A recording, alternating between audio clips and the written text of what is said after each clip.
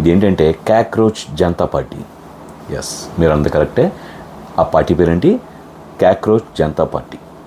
ఈ పార్టీ ఇప్పుడు ఆన్లైన్లో యువతని, నిరుద్యోగ యువతనే అవ్వచ్చు, సోషల్ యాక్టివిస్టులుగా చెప్పబడే యువతను అవ్వచ్చు, అందరినీ టార్గెట్ చేస్తూ ఈ పార్టీని స్థాపించడం అయితే జరిగింది. ఈ స్థాపించడం కూడా ఒక అవమానంతో స్టార్ట్ అయిందని చెప్పాలి వాస్తవానికి. అది అవమానంతో స్టార్ట్ అయ్యి ఒక ప్రబంధనం సృష్టించి విత్ ఇన్ ద డేస్లోనే అది పార్టీని కనుమరుగైంది. ఇదంతా జరిగిపోయింది, ఈ 4-5 రోజుల్లోనే జరిగిపోయిందన్న సంగతి చాలామంది వరకు తెలియని విషయం.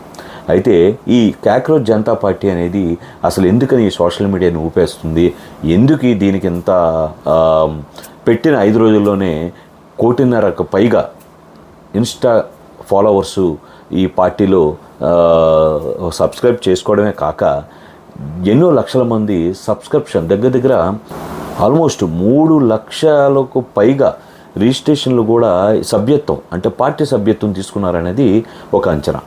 ఇలాంటి పార్టీ ఎందుకని దగ్గర ఒక 10 రోజుల వ్యవధిలోనే అకౌంట్ క్లోజ్ చేయబడింది అనేది కారణం ఏమీ లేదు.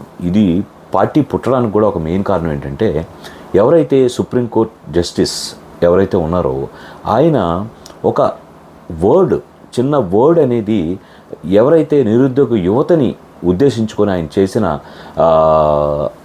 కామెంట్స్ ఉన్నాయో ఆ కామెంట్స్ని బేస్ చేసుకొని హర్ట్ అయిన కొంతమంది యువత స్టార్ట్ చేసిన ఈ అకౌంట్, ఈ పార్టీ అనేది నిజంగా చెప్పాలంటే ఒక జంజీని తలపించేలాగా ఇది ఒక ప్రళయం సృష్టించిందని చెప్పాలి. అంటే ఎంతోమంది పెద్ద పెద్ద పార్టీలు కావచ్చు, అలాగే ప్రతిపక్షాలు కావచ్చు, ఇది ఒక అధికార పక్షానికైతే ఖచ్చితంగా వెన్నులో వణుకు పుట్టించే రకంగా ఒకటి క్రియేట్ చేసిందని చెప్పాలి. అలాగే ఎవరైతే ప్రతిపక్షాలు అవ్వచ్చు, ఎగనెస్ట్ టు ద గవర్నమెంట్ అవ్వచ్చు, ఎగనెస్ట్ టు ద కంట్రీ అవ్వచ్చు, వీళ్ళందరికీ కూడా ఒక వెపన్ లాగా కూడా తయారైందని అయితే ఖచ్చితంగా చెప్పాలి.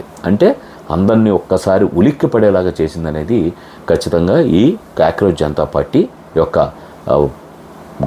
రోజుల వ్యవధిలో జరిగిన ఒక ప్రకంపనాలు దీన్ని జరిగిందని అయితే చెప్పాలి. అయితే ఇది ఎందుకు వచ్చింది అంటే, ఒక కేసు నిమిత్తమై ఇప్పుడు ఏదైతే నిరుద్యోగ యువత ఉన్నారో, అలాగే సోషల్ యాక్టివిస్ట్గా చెప్పబడే యువత ఉన్నారో, వాళ్ళందరినీ బేస్ చేసుకొని ఈ సిజేఐ గారు చేసిన కామెంట్ ఏంటంటే, బొద్దింకలతోనూ అంటే పరాన్నజీవులు ఆధారపడి జీవిస్తారు, అలాగే సోషల్ యాక్టివిస్ట్ని కూడా, అంటే సోషల్ మీడియా యాక్టివిస్ట్ని కూడా ఈ బొద్దింకలతో, కాక్రోచ్లతో పోల్చడం అయితే జరిగింది.